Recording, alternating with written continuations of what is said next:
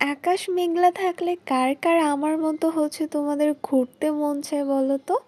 আসসালামু আলাইকুম everyone, I hope সবাই ভালো আছো। আলহামদুলিল্লাহ, আল্লাহর অশেষ রহমতে আমিও ভালো আছি। সন্ধ্যার সময় বাসার কাছে দুই বোন মিলে একটু ঘুরতে চলে গিয়েছিলাম। তারপর বাহির থেকে খাওয়া দাওয়া করে বেশ কিছুক্ষণ একসাথে ভালো সময় কাটিয়ে বাসায় চলে আসি। এটা ছিল তার পরের দিনের ক্লিপ। আমার বেস্ট ফ্রেন্ড আমার বাসায় আসার কথা অ্যান্ড ভাইয়াও বাসায় আসবে। তারপর হচ্ছে আমরা ঘোরাঘুরি করব, সেটার প্ল্যান ছিল। দেন আমরা বাহিরে খাওয়া দাওয়া করব।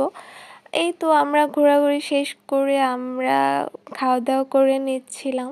কাচ্চি ভাই আমাদের খাওয়া দাওয়া করা হয়। অলমোস্ট তখন রাত অনেক হয়ে গিয়েছিল। আমরা মোরগ পোলাও খেয়েছিলাম জাস্ট। দেন বাসায় চলে আসি।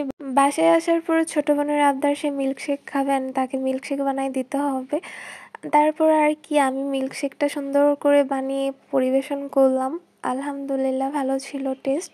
আমার ছোটো বোন খেয়ে তো অনেক প্রশংসা করেছে। তারপর হচ্ছে আমি রাতে ঘুমিয়ে পড়ি অ্যান্ড এটা ছিল তারপরের দিনের ক্লিপ। সকালে উঠে একটু আমি দুধ চা বানিয়েছিলাম। আর তোমরা সবাই জানো আমার দুধ চা ছাড়া চলেই না।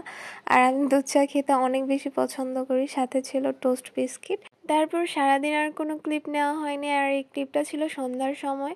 ছোটো বোন এসে বলতেছিল তার চুলে একটু তেল ম্যাসাজ করে দেওয়ার জন্য। দেন আমি যতটুকু লাগবে ততটুকু তেল প্লেটে ঢেলে নিলাম অ্যান্ড ওকে চুলে ম্যাসাজ করে দেওয়া শুরু করলাম তেলটা।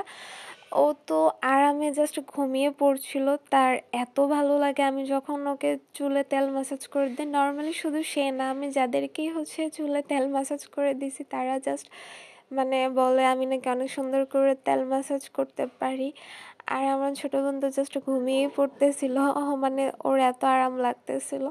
আর আমার তো তখন ঢাকার কথা মনে পড়ছিল। আমি প্রায় অনেক দিন ঢাকায় ছিলাম, তোমাদেরকে ওই স্টোরিটা অন্য কখনো শেয়ার করব। তখন আপুকে আমি খুব সুন্দর করে প্রতিদিন সন্ধ্যার সময় তেল ম্যাসাজ করে দিতাম।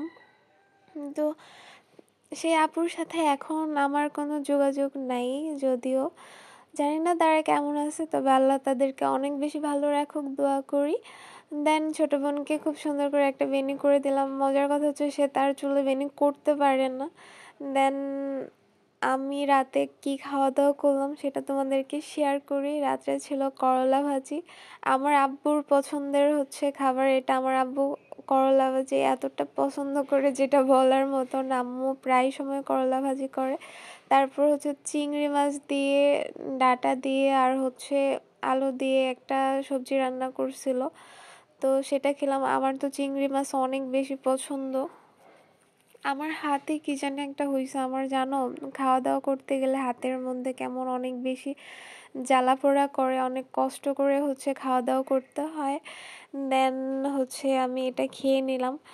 চিংড়ি মাছ কার কার পছন্দ আমার মতো বলো তো? আমাদের বাসা হচ্ছে আমার আম্মুর হচ্ছে চিংড়ি মাছে অ্যালার্জি। দেন হচ্ছে আমার ছোট বোনের, তারপরে হচ্ছে চিংড়ি মাছ রান্না করতে হয় কারণ আমরা চিংড়ি মাছ সবাই অনেক বেশি পছন্দ করি।